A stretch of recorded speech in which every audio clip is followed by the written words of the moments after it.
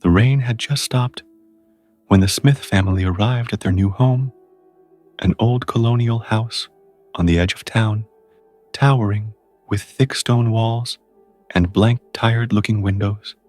To David, his wife Sarah, and their children, Emily and Daniel, it was meant to be a fresh start, spacious, affordable, and far from the city's noise.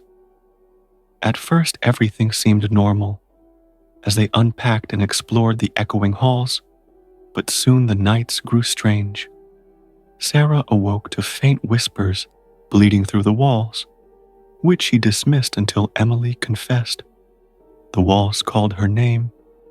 Daniel screamed one night, saying the walls were breathing, and David felt them himself, warm, rising and falling like lungs beneath his hand.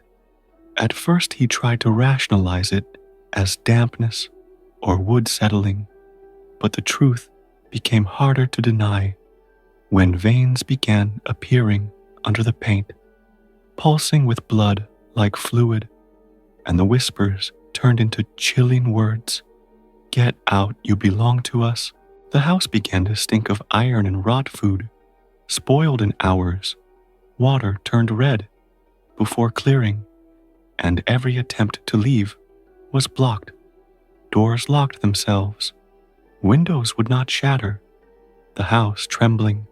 Whenever David tried to force his way out, Emily grew attached to the voices whispering back, at night claiming the house was her friend, while Daniel fell into silence, drained and hollow-eyed. When David struck the walls with a hammer, dark blood oozed from the plaster, and a voice hissed, "You shouldn't have hurt me." Terrified, they patched the hole. But the house only grew louder, moaning, crying, and demanding their submission. Desperation took over. David had tried to burn the house, pouring gasoline across the floor, but the walls convulsed and threw it back on him, drenching him, while whispering mockingly, "You cannot kill me. You are mine." From that night, escape was impossible. The family, now prisoners inside a living body that fed on them. The walls pulsed with hunger, the ceiling dripped thick fluid, and the floors swelled like veins under skin. The house whispered in unison, a chorus of voices calling Emily theirs, while Sarah clutched her children, weeping her strength, fading. One final night, the walls began to close in inch by inch, then faster, as if swallowing them whole.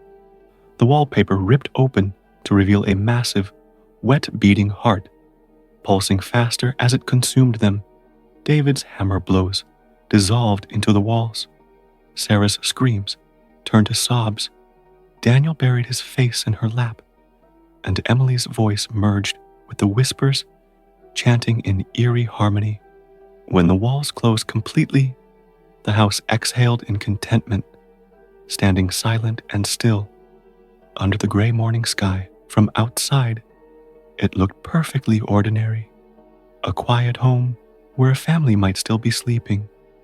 But if anyone dared to press their ear against its walls, they would hear faint echoes, the laughter of children, the sobbing of a mother, the desperate pleas of a father, trapped forever inside the house that breathed